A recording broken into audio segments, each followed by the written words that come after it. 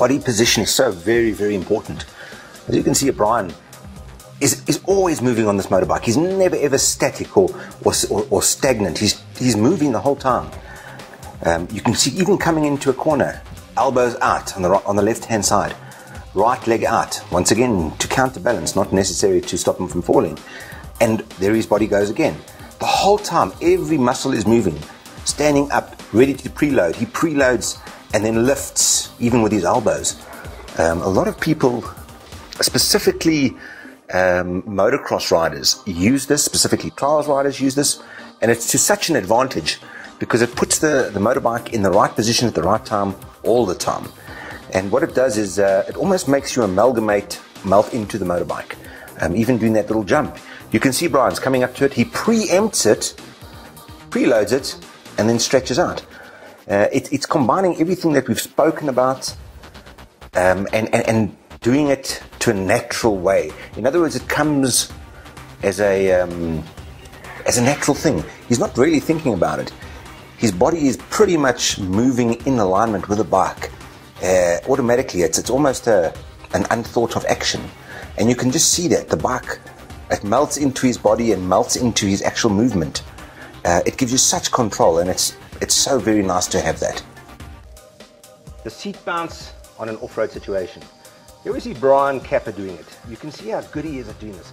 Look how fluid that is. You can see it's so easy for him, but obviously this is a very, very big gully to get over, and look, most people make it this difficult. No, not really. Over here, Brian is actually just showing us an obstacle, a trench that is in an off-road event or enduro, and he's showing us what will happen if you don't really know how to seat bounce, or if you're too scared to actually just jump that gully and you have to ride through it. Once again, as we always say, watch the energy wasted. Efficiency goes out the window. He's burned a lot of calories and wasted a lot of time. All of us do this. Now watch us, watch us, watch us. Whoa! Isn't that just poetry in motion? All he's done there is preload as he's going to go over. Whoop, preload and over. Look how quick it is, but look, it just makes the obstacle, as we've said before, obsolete. And it looks so cool. Look at that. Look at the launch that he's actually getting there. He's preloading with his weight. Bah, on the butt. Preload, and then he springs up with his legs. You can see he's extending his legs now. What he's doing is actually extending that back shock, which has given him height and the ability to clear a hole or an obstacle that is directly in his path without having too much speed at his disposal or run up at his disposal. Just look at that extension. His legs are extending. You can see the bike's extended up, bunny hopped, or as we said, seat jumped. Very, very nice method. The hill climb and how we mostly do it, most of us normal people. Feet off the bike, as you can see, straddling over, never having the correct balance point. You can see Brian is dramatizing there, but a little bit of a pedal, out of control. You can see the whole time there's no confidence in this attempt. Hitting in the wrong rut, then just gassing it. That is disastrous, absolutely disastrous. Brian is just trying to also show you the amount of energy that is wasted. What you're looking at there is probably 500 calories being burnt just doing this little exercise. You cannot believe, if you cook yourself like this in one climb and you've still got another 40, your day is almost finished. Then of course you're on the wrong side of the bike, and the possibility of you falling is great at this point because you're so unbalanced. Brian's doing a great job of showing us how it shouldn't be done, and I just hope he doesn't fall because his positioning isn't really great right now. And the event of this happening is, oh, so good. And there you have it. As you can see, even lifting your bike from this point, to stress the amount of energy it takes, it's huge. It's almost ride destroying. It can destroy your entire enduro, and it can just take everything away. You can see once again, all of it. He's just opening the throttle. He's trying to pedal. He's trying to get grip. Now he's absolutely fraught, and that's Mr. King of Fitness himself. But anyway, keeps on going, and once again, paddling. As you can see, just his own desire is just to get to the top. He's forgotten all about the right way to do it. He wheelies up to the top. He hits the groove, which is not necessarily the correct thing to do or the correct line to take. Straggling once again, straggling. Calories being burnt left, right, and center, and energy expended is horrendous. Watch this carefully and learn by this. I think you've all been down this road. I certainly have been down this road. And yeah, there are other ways to do it, and we'll learn that in a couple of seconds. the correct way of hill climbing, or doing this specific hill climbing anyway. Stopping over there, watch Brian's body. Look at his body language. He's telling you he's confident. He's way over the front bars, you can see that. Bearing a bit to the right, although, look at his left leg. You will see he has weighted his left peg because he knows he's going to be turning right. So he'll want to be weighting at that a little bit to almost incorporate a pivot. His body is way forward, and if you can see his head, he is looking ahead. And as we move on, and he goes through that there, stopping right there, he's now pulled his body a little bit back to try and get a little bit more weight over that rear tire so that traction is in its fullest form. You can also see, or if you can see, look at his foot peg and how you can see he's almost pushing the bike, thrusting it into the ground to give him that optimum traction. And as he goes up further, you will see he almost pivots it. He's kept the front wheel light. Even at this shot now, you can see he's got some unsprung weight and he's stood up. The front wheel, you can look, is almost a little bit lifted above that. Just before he got to that point, you can see the front wheel was actually lifted 5 or 6 centimeters because he needed to put it where he wanted the front wheel to go. Now he's in that position where he knows exactly where the front wheel is. He's crested the first part of his obstacle and he's now in the middle of the bike. Once again, doing that, you saw that little seesaw, almost a little noddy move, back and forth, to make sure that the back wheel's traction is gripping and biting, but that the front wheel is also staying true. Moving on, you can see his body is in the center, now going towards the back, a little bit forward again. Never stagnant. Watch it. It's never stagnant. He's always back and forth. Left, right, up, and crest. Note right at that crest. If you look carefully, his head is probably just over the handlebars. He's probably looking at the fender roundabout now because he wants his weight right forward to almost bring the bike over the crest of the hill. Body in the center, and yeah, you can see he's already killed this hill. He's already crested it, and the amount of energy involved, minimal. And efficiency, 100%. So learn by that. Look at the previous one, learn by that.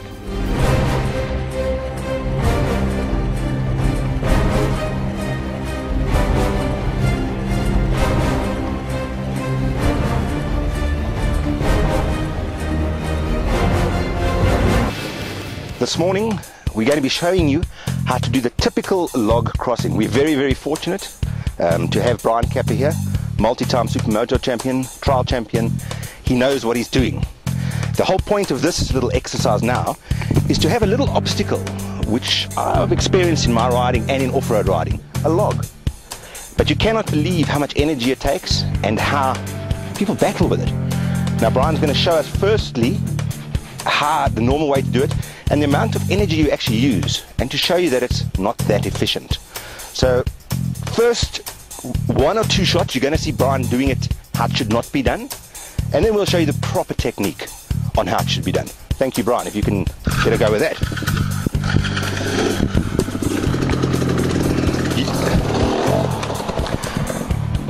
As you can see, you do get obstacles in an enduro or any competition like logs, and they scare people. And this is the normal reaction. Look at that. They bash their front tires in, and whoa! And they get out of control. People don't realize that this takes energy. This takes energy and saps energy. And in an enduro, that's 6 hours. You have to do this 6 or 7 times, and a couple of them, that'll certainly take it on you. You can see, out of control. Front wheel whacks in. Brian is obviously dramatizing this, because he obviously can do it better. But you can see, it gets stuck. It's untangled. Nothing smooth about it. The whole operation is uncontrolled. And it's so inefficient. That is so inefficient. And just by learning little techniques, de-weighting, remember trials teaches you such a lot, that now we're going to show from Brian's many years of trials experience how he's carried it over to off-road. Now many people think, well, trials is a different story. It's not. You carry the same techniques across to an off-road bike. Just watch this. Brian's going to show us now how he would do it in an enduro using the de-weight technique. Now take a careful look. Bah! Did you see that? Front wheel went into the log, he de-weighted over it, and the back wheel carried it straight over. It is so efficient, it is frightening. Watch it from the front. Now watch carefully. Here he comes. He preloads. Bah! Oh, preloads and lets the suspension actually jump up to the back log. He'll do it one more time. Watch carefully now. Front suspension, whack in the rock. Whack! Wah! Wah! Did you see that? The back wheel jumped from there to there. It took the entire obstacle out of the equation. Now, from the front wheel, watch again. One more time. Watch the front suspension. Watch carefully. You will see. Here he comes, here he comes. Lift, bop, whoa, bop. It's pretty much also called the double blip. You could hear it, bop, wah. And the bike went right over as if it was not there. It's a way of, some people say it's cheating. It is, because you're making an obstacle obsolete. You're making it smooth. You can just float it over there. This is a technique that you have to learn. Let's watch that again. Now just watch carefully. Setup is everything. Setup, wah, front wheel, check where it is. Okay, that's good balance. See the front wheel's punched in there. And now, wah, and it bumps over. Look at that. That was exaggerated, but you cannot believe how efficient that is. You've got to learn. It's a double punch or a double blip technique. If you can do that, the amount of energy you will save is unbelievable. And of course it looks good to people because you get over it a lot quicker. And once again, if that was a very slippery log, it is slippery at the moment because it's slightly wet and it's burnt, but if it was covered with mud, you would see how that technique works because the back tire actually jumps forward. Have you ever watched someone riding over an obstacle or obstacle clusters with their legs flying everywhere and out of control? It really just looks unneat, and you've got to know they're exerting a hang of a lot of energy. Now, what Brian is doing over here is we found a little obstacle course, call it, and we're just showing once again, trying to keep his feet on the course, how easy he makes it look and how it flows. Obviously, there's doing a little bit of a trial maneuver, which helps a hang of a lot. And you can just see everything comes, well, a lot easier. This is a pretty tight course we have set, and you can still see everything goes, and he goes over everything with minimal fuss. This is something that's so good to learn. And placing your front tire where you want it is such a good technique because it'll take a lot of energy to stop and maneuver the bike to where you want it. So just by doing this and learning these things, just going out into the veld and stopping and finding an obstacle like this, not a set out course, just an obstacle course, and saying, right, how do I make it as hard as possible? How do I try and get within right angles of where I want to be? And then trying to accomplish that with letting the bike do the work. Note here once again, it's an important point. Let the bike do the work. Don't force yourself to pick the bike up. You're talking 105 kilograms to physically pick it up. It's hard work. So let the bike do the work. Let the engine do the work. And then let your body flow with that and become one with the bike. By doing this, you save such a lot of energy. And you make it so smooth that it keeps you fresh for the next couple of obstacles or the next series of obstacles that might lay before you. It's just so nice to have, and it's so nice to be able to use all of the bike's suspension and all of the bike's power, just like that. Okay, maybe not that one. It was a little bit of a fally-wally, and that shows you what will happen if you don't place your tire in the exact position or the right spot. That'll take a lot of energy out of you. Now, Brian is showing us over here the use of pivoting, or a slight pivot, not a big pivot, a slight pivot, just to realign the back wheel or the front wheel in the correct way. The next segment, you're going to be watching the camber, or the off camber as we shall say it. Now watch Brian coming. He's first going to show us how it's not to be done, or how the normal person does it. Once again, we're going to be focused on energy conservation and efficiency. So watch how the first way he does it, how inefficient it is, and then we'll go through it on doing it the efficient way. Right, here comes Brian. As you can see, sitting, paddling along. Everything that he's doing here now is probably not the right way to do it, but it is what we all do. You can see front wheel slipping out because the front brake was put on too early, off angle, oh. Now that's a typical move. It's a typical move. That's what actually happens. You go around the off camber, gas it too much, your bike is not in the right position. So when you do give it gas, the back wheel just slips out. And then when you want to take off again, See what happens? You spin, you're out of control. The bike wants to wheelie. It's not good. It's an inefficient way of doing it. Off cambers are a part of life in enduro riding, and they're something you have to deal with. But if you learn to do them right, put a bit of effort into them, learn the technique, you cannot believe how good it can be. Now Brian will show us the correct way. This is how he would do it. Once again, focus on energy efficiency. Standing up, eyes forward, looking where he's going. Front wheel tucks in, goes. Beautiful, beautiful. In control. Out. Now that was, all that showed was control, confidence. By de-weighting, or not de-weighting, sorry, by putting your weight in the right ways. The left foot peg, the right foot peg. Brian, if you could just show us one more time, exaggerating your weight position. What we'd like to do here is, let me show you where the weight's going to be on the bike. He's going to lean it to the outside so the actual tire can grip on the outside. Just watch. Watch his leg movement and leg displacement. He's coming down, obviously bum a little bit over the bike, towards the back. Watch his legs and his body. You see that? See his weight? Look at his weight. There, well, okay, that was a bit of a foot. Naughty boy. But anyway, it showed his weight. He's basically coming down. He's basically coming down, putting his weight on this side to give it more grip, keeping this side light. Will you do that one more time, Brian? He's going to show us one more time. So he's going around like this. This leg weighted on. So the weight carries the whole way through and then straightening up. Watch. Right, there he comes again. Can never say this enough. Stand when you're coming down. Look where you're going. Watch where the front wheel goes. Take the line wide. Wait. Did you see that? His body position, how his body swings out.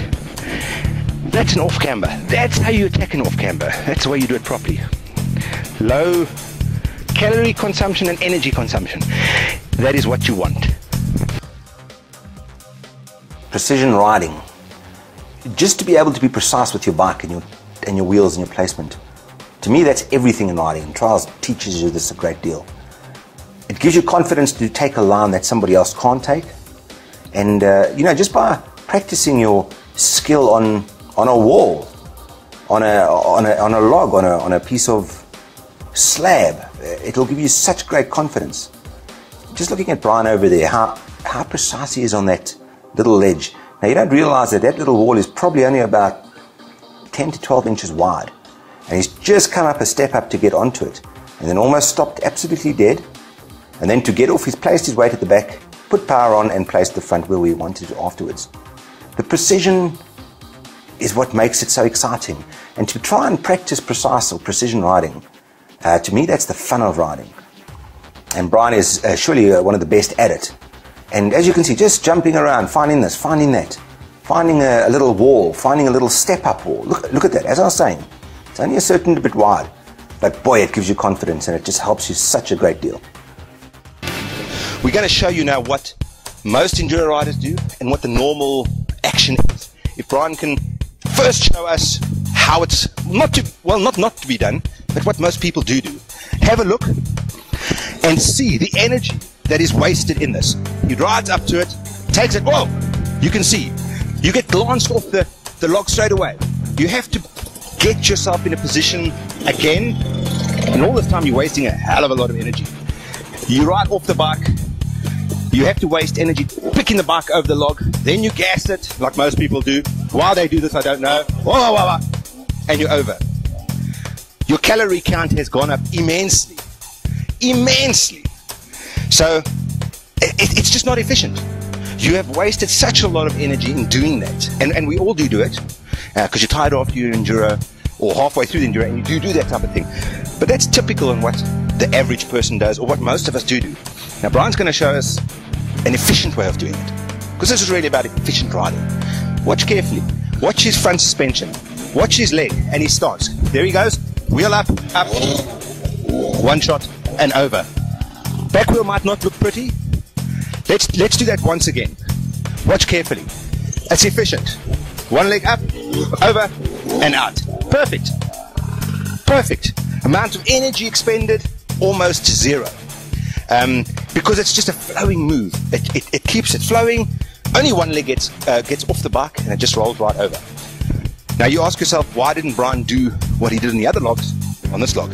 Simple. There's not enough space over here to line up into a 90-degree angle.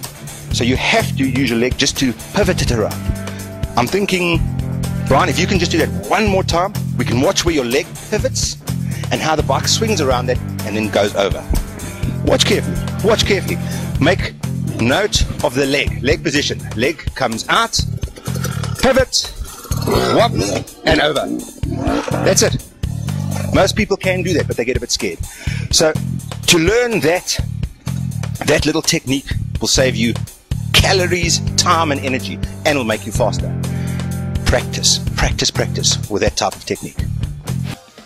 Coming up to a ledge or an obstacle 2 feet, 3 foot high that is vertical, 90 degree, and then suddenly coming up to another obstacle, perhaps a log, perhaps another ledge. That's quite intimidating. And to learn the technique of the flow and of de-weighting over both at once will once again put you ahead of the competition, save you energy, and give you a whole lot of confidence. As you can see here, Brian is using a trials technique once again, the de-weighting as we have spoken about, and then straight away making sure his body position is correct and going over the log. In slow motion, you can see how he compresses. Lets the back wheel hit the top of the rock or the ledge. Note over there, it was the top. Then he keeps the front light so that it can step off the ledge. And in all of this, his eyes are actually focusing on the log ahead of him. Now his body weight is getting all the way to the back of the bike as he preloads. And straight away does the same maneuver, same technique over the log. No, just because the one's wood and the other one is concrete doesn't make the obstacle any different. The same technique is used, but doing it in sequence is a little bit harder than doing a single one. So do try this, and do try two or three in a row. It will give you such a lot of confidence in an enduro when you do come up to obstacles. You can just see that, not going too fast, but being in control. Another point to look at there is the speed. Rather make sure, shall we say, that you are in line and that you've lined your obstacles up correctly, then go too fast and be out of control. Even putting your foot down and not wanting to just ride it over, as Brian has done there, will give you the ability to line up and make sure that your next obstacle is cleaned in a nice, controlled manner. Because if you don't do that, just behind this obstacle is a hole, and 10 to 1 your front wheel will go in and you'll go over the handlebars. So always line up correctly and always look ahead. Over there, Brian's just showing us how he actually is launching in case there was a big hole straight after this rock or this obstacle. Gives you the ability to launch right off straight away. And talking about control, look at that. Brian is he's just flat out showing off now. No, that's a technique that is so good because it shows you that his lining up is just perfect and his balance is right.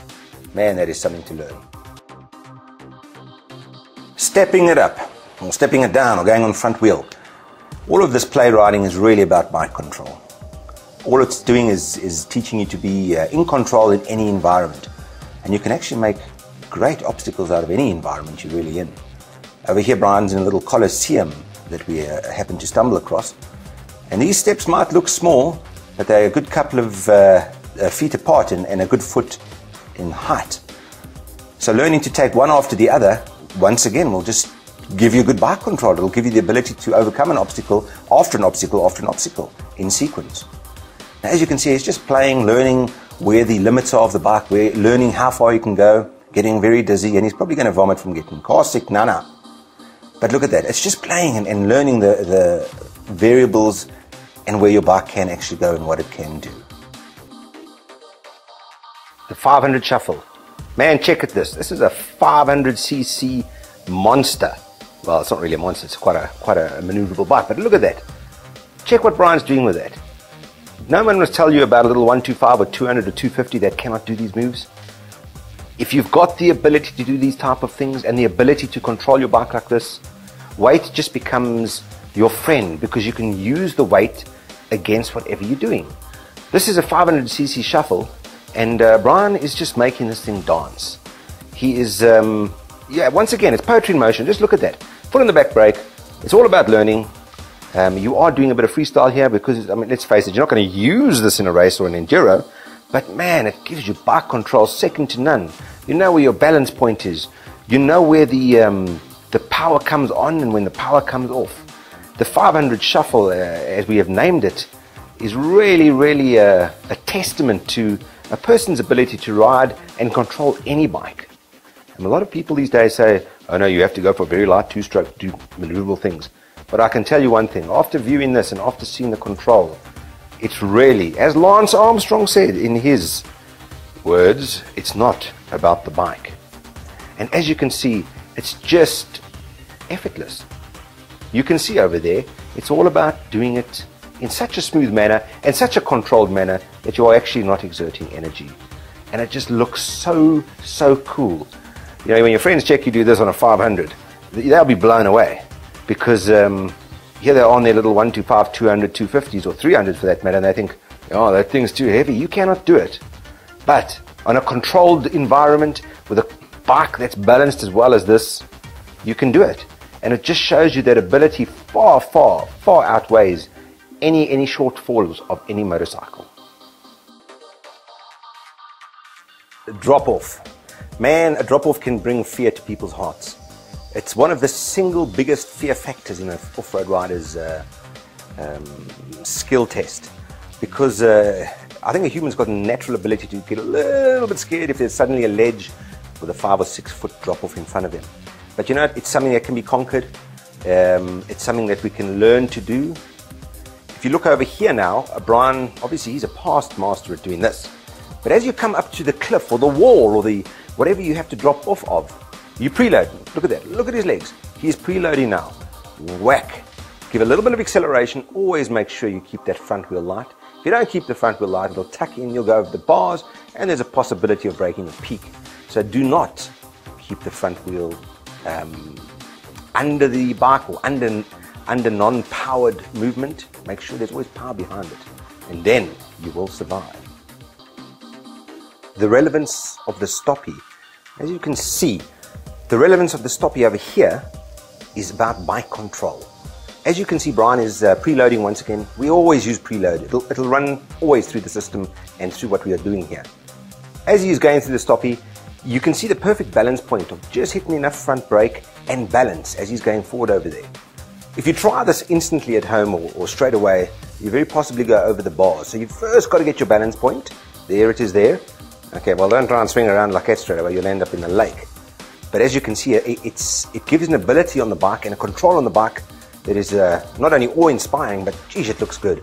And it'll help you tremendously in your riding, in the area of being able to stop on 2 wheels and having the confidence to hit your front brake at full speed, or not full speed, but at a speed, but being in control.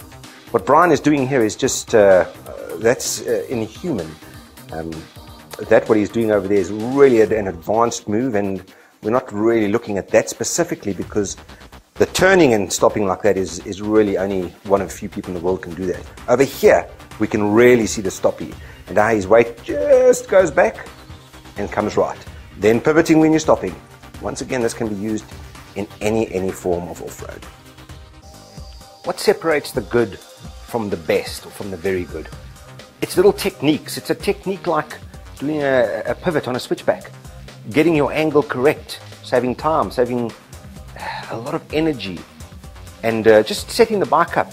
If you had to do this without that, you can't believe the amount of unbalanced feeling it brings to you and the amount of energy you will actually waste. And all it is using the bike's power, the bike's weight, and the momentum. It's not exerting energy. If you look carefully here at Brian, as you're coming up to a switchback, now imagine you're in the suit and you're coming down some seriously steep switchbacks. All you do is pivot and turn the front wheel to the left. Okay, here you're not pivoting, you're just turning. As it hits the base of where you're going, you hit that front brake, as you'll see Brian doing right now, and then move your body to the right. Just pivot, hence the word pivot. It's not rocket science. You pivot and the bike will follow. There is no energy used in this, and it sets the bike up in a nice straight course. And the rest of your journey is a lot easier because you haven't wasted energy. You feel pretty good because you've done a move that 98% of riders cannot do, And I can tell you one thing, it helps in the extreme technical and tight terrain. It's an absolute must to learn. The wheelie, the standstill wheelie. What a fascinating skill to have. As you can see Brian over here doing this slow, magnificent slow wheelie. The control over here is what it really epitophizes riding and off-road bikes. Look at his foot on the rear back brake. You can see total control the whole time. Body position is there and thereabout. He's always adjusting it. Look at his little left move over there just to make sure he's going in the right direction. And note guys, always have the foot on the right or on your rear brake. If you don't, you will fall and hurt yourself. Brian is really an accomplished rider, and as you can see here, he's got full control of it. You saw there, that little quick move. Now he's doing a fast wheelie. Once again, foot on the back brake the whole time. Now you're going to see him in control, foot on the back brake, lifting it and then releasing the back brake and the front brake, making the bike almost bounce, coming into a slow wheelie. He's in such control of this at the moment, it's frightening. And you can see over there, he's almost putting the power on, engaging the power through the back brake.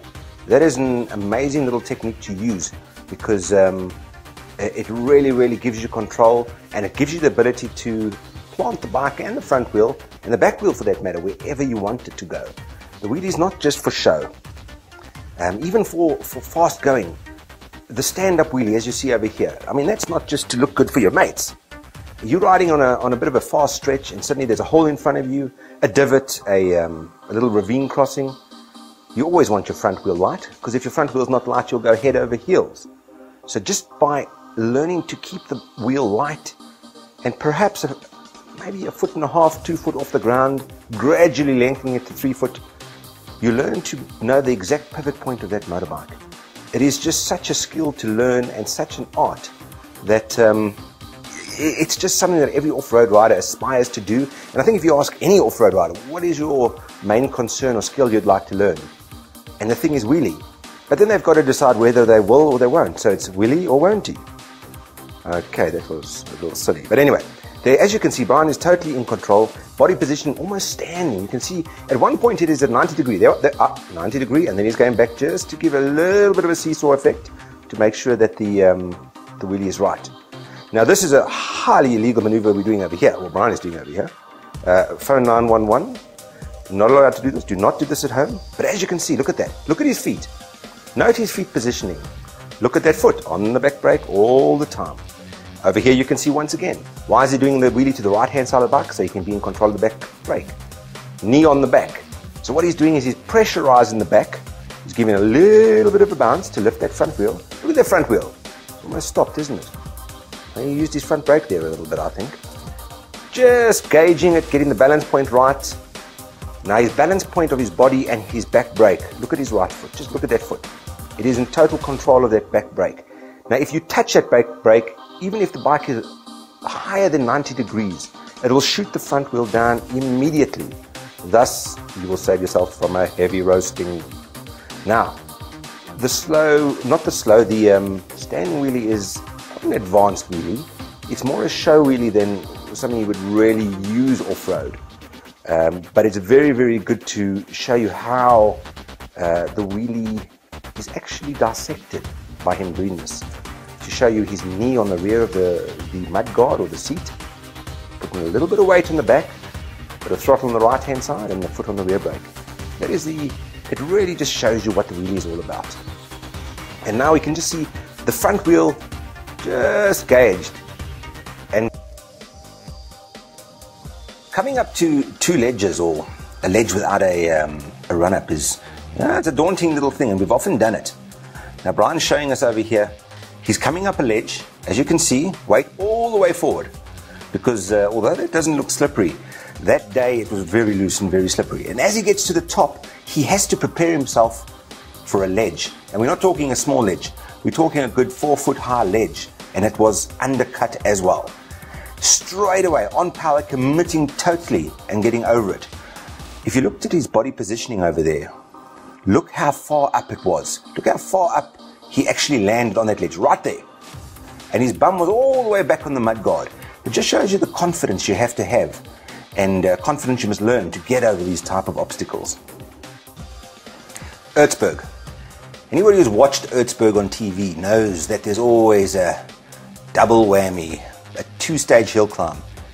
It's no good just doing one hill climb. People want two hill climbs so that you know straight after your first hill climb you've got something steeper, no run up, slipperier, and just downright hard right in front of you. Now Brian's done the Erzberg 3 times. He's finished in the top 10, and he's always done well at it. And if there's anything he'll tell you, they've always got 2 hill climbs, one after the next, and then another one after that, sometimes 3 in a row, sometimes 4 in a row.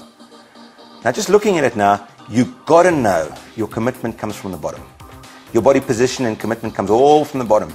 You have to be in such control by the time you get over the first segment or part of the hill climb to prepare and set yourself up for the second stage of the hill climb. Now, as you can see, Brian's coming forward there. He's lining up. He knows which path he's going to take, and he should around about now be looking forward. He's going to start, obviously he's got to follow the line first. He'll follow the line, and then he'll start looking forward, knowing that there is no run-up as he turns. So as he does his turn there, he knows there's no run-up. And it's a slippery base that he's on. And he'll have to gas it, but in control. Because as you can see, the gradient becomes ever steeper. And looking at it over there, you can see it's a soft sand, it's slippery. So your body position means absolutely everything. And you've got to correct yourself knowing where the exact line is. Because everything from here is commitment. If you do not do it properly from here, you're going down. And if you don't get it right the first time, the second time is 200% harder because you are that much more tired. That's why in Erzberg most people only get to the top 6 or 7 parts of the race, because they've done each climb 3 or 4 times.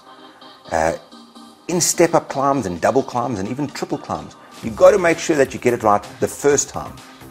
Now just look at that body position there. Look at, man, that's just masterful. Brian knows where it is. He knows where his power is on the bike. Following through there, you know, people think that a hill climb is always just a straight path up one ledge to another. It's not. You might possibly have to go through trees and obstacles and turn to the left and turn to the right. Follow a groove, go through a groove. Ever changing, remember that, it's never ever the same. The vertical climb. There's a little bit of a lip here, giving Mark a little bit of lift just before the vertical climb. As you can see over there, the whole rear tire pretty much scales the wall. The flat part of the wall is not even touched by the rear tire. If you look here carefully, he's preloading and then almost standing up a bit. You can see the tire misses the whole actual wall, the face of the wall. Now, obviously, if his tire had to go in there, it would probably give him a little bit of a backflip where he could fall backwards. Bruce is showing us another way. He actually hit that pretty hard or pretty fast, which gave him a lot of lift, as you can see there. It's probably better to do it a little bit slower and a bit more in control. Just watch how he does it. Once again, the legs. Whenever you see these trials boys do it, their legs absorb or deflect everything. Now over there, he did let the front wheel just glance off a sticking out part of the wall, and that just guided him over to where he wanted to go. But once again, legs, preload, and body adjustment. As mentioned earlier, nothing quite hits those chords of fear as a ledge or a wall in front of you that doesn't have a kicker. The fear of falling back or landing on your back off a steep ledge like this really is, it's not natural. It's like doing a bit of a bungee jump. It's not natural, and your body and everything in you says don't do it. There is a technique. Brent's going to show us now how to do it. As you can see with this wall or this ledge, it's got a kickback halfway or 3/4 of the way up the actual wall, which will, if not handled correctly, will throw you back to land on your butt.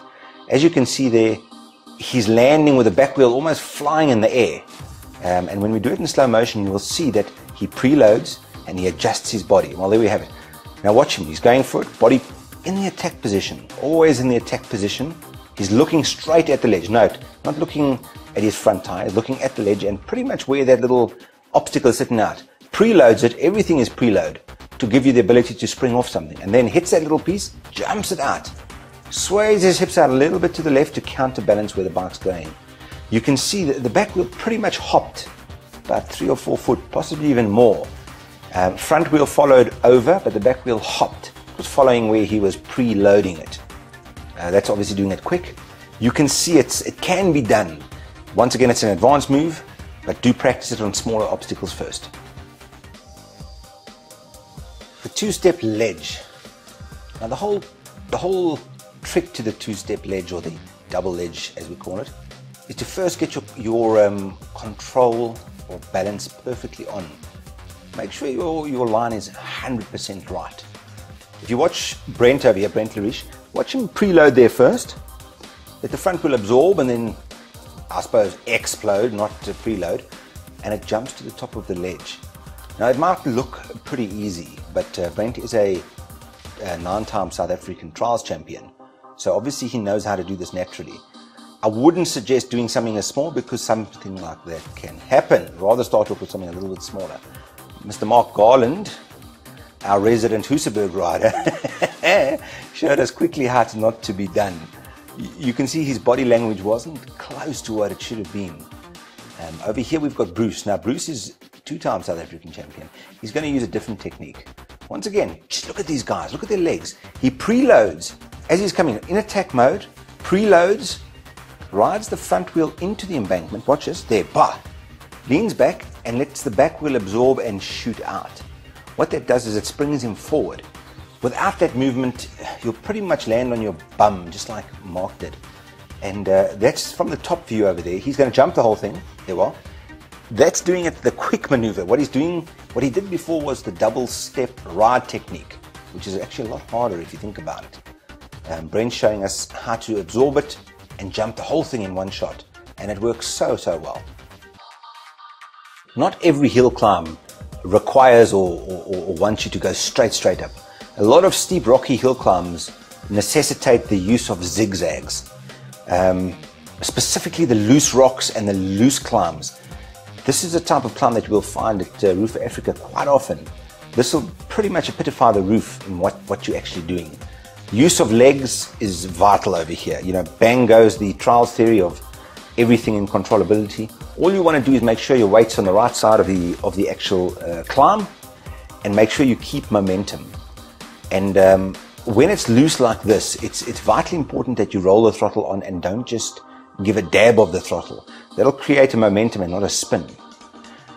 This technique is so very good, because most of our enduros in South Africa consist of ledges and climbs like this. You can see the rock's very loose, which will obviously stop your momentum, so you've got to just go inch by inch forward. I mean, Brent is a 10 times trials champion. You can see his feet are everywhere, because as I said before, right now the trials skill goes out the window. All you want to do is maintain a momentum and a grip and be able to pivot at the right times. You'll see over here what Brent is really trying to do is keep his weight on the back wheel, because you want as much bite and as much traction as possible, and also maintaining momentum, pedaling away and then pivoting. It looks easy, and the gradient doesn't do justice here on the TV. This is actually very steep. Yes, now we get to the very hard and advanced moves. The tire scaling or deweighting over a tire. Most enduro crosses, in actual fact all enduro crosses, will have a truck tire, a bulldozer tire, or a big tire to just give you that little bit of an obstacle. It does bring fear into most people's hearts who don't know how to deweight like that. It's a trials maneuver, and you will find that most trials riders are pretty happy when this comes along. As you can see, Brent over here is preloading, and he's going to put his front tire right into the tire and squash it. What that actually does is it absorbs a certain amount of energy. He did stop here just to show his pure balance, but what it would have done is absorb the energy. He will then bounce down or put all his weight down on the rear shock. What that will do is give it spring, and when he jumps off the bike with his body, it'll give the bike lift. Now that didn't really show it 100%, but as you can see there, the bash plate did not touch the tire, which means that the back tire must have got considerable bite and giving it considerable height. Most of the times the guys will bash their bash plates on there and try and seesaw over it, but once again it costs you. Oh, there we have it there. Now Mark, what he did over there is the typical enduro rider. You're hitting with speed and it's still doing it. There's nothing wrong with the technique. He's starting to learn now about the front wheel, although there he's really glancing it. You can see poof. Now if you look at that carefully, his front wheel didn't really bash into it and preload. Therefore, his bash plate headed at a 90-degree angle, and he lost control. His line of sight was totally out there. He did get up it, and most people will get up it and you won't notice it. But what it did do is take its toll as far as energy goes. If that tire was perhaps another foot higher, he wouldn't have got over. So remember the de-weighting technique. It is an advanced move, but it will certainly make life a lot easier.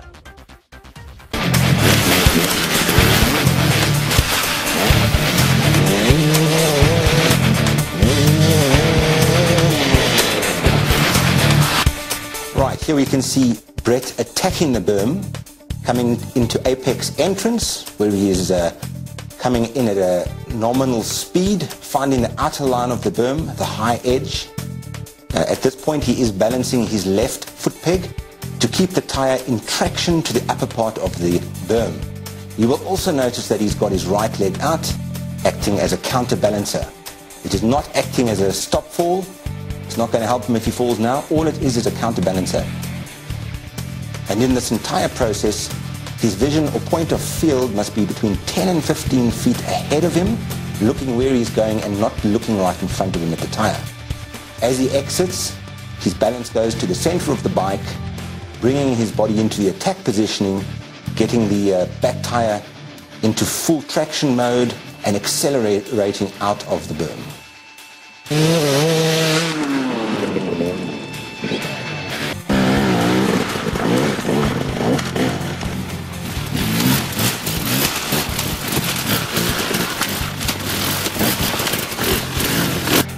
The whole object of rock riding, and this type of rock riding, is to get through the obstacle with momentum and with little or as least amount of falling as possible.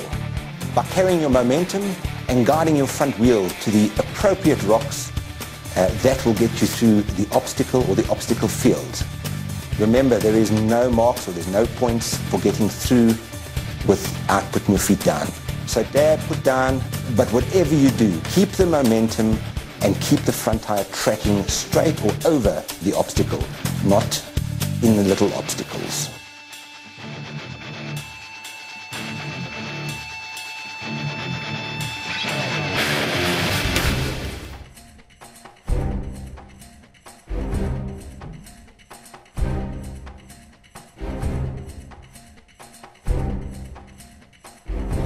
All right, you'll notice now Bruce, he'll come down here, and very importantly, you'll see he'll put his foot quite far away from the bike. That's very important. If it's too close to you, you can't get the maneuver around.